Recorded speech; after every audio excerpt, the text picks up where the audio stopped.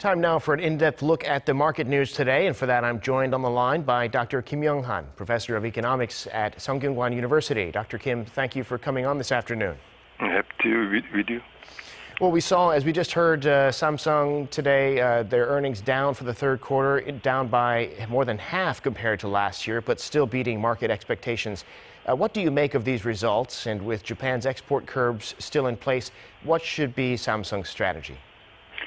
Well, yes, just as you mentioned, when you consider possible negative impact that might have been caused by the Japanese export control and general kind of downturn of global demand for electronic products, we can say their performance has been better than the rather pessimistic expectation. But still, as reported, general figure itself shows still the current year's performance is much worse than last year's performance.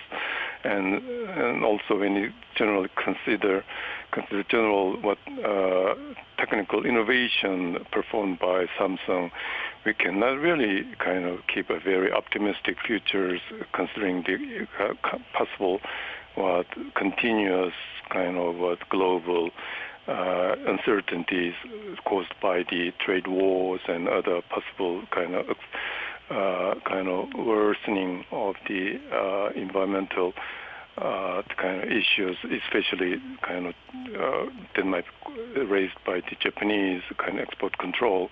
So, well, better than pessimistic expectation, but not that big kind of signs for the optimistic futures, we can say that. Yeah, still early days in the Japan situation, but now we see preliminary figures from the Bank of Korea showing the current account with a surplus in the goods account, but the smallest surplus in more than 5.5 years. Why the small surplus, and what should we look for in these numbers?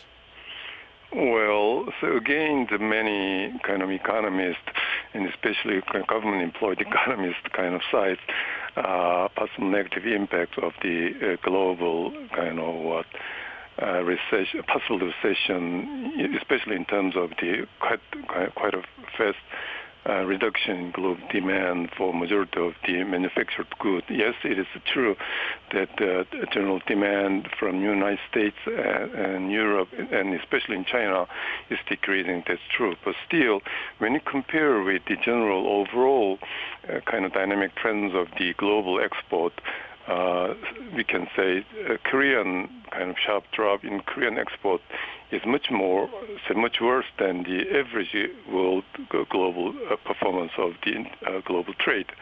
Implies Korean competitiveness of the Korean industry shows some very warning signs, especially through these kind of continuous negative performance in Korean exports. So in that context, I think this is time for Korean government to make further policy efforts to build up Korean competitiveness of the major Korean export industries.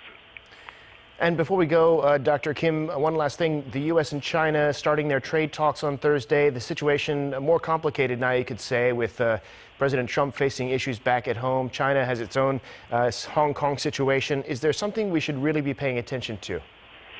Well, say when you look at the general pattern of the trade war between China and the United States, till now the major friction has taken the form of the retaliatory tariff imposed on each other's product.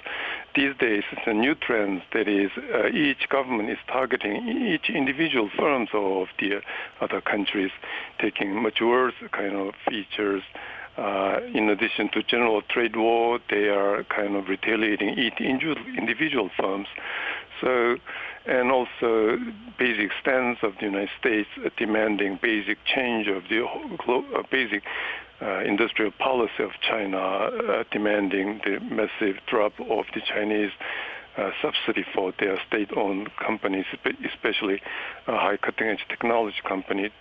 Those demands from U.S. side has no possibility to be withdrawn, especially considering the upcoming election in the United States. And also from Chinese side, they have no any kind of incentive to make whatever concession in making their own domestic policies. They should show that they keep very strong kind of national sovereignty in terms of their economic domestic policy decision-making process. So considering all these environment, I would say possible future, at least a near-term future for trade war might get worse rather than rather than having more optimistic view in the near future. Interesting. All right, Dr. Kim, thanks so much for your insights today. We appreciate it. Thank you.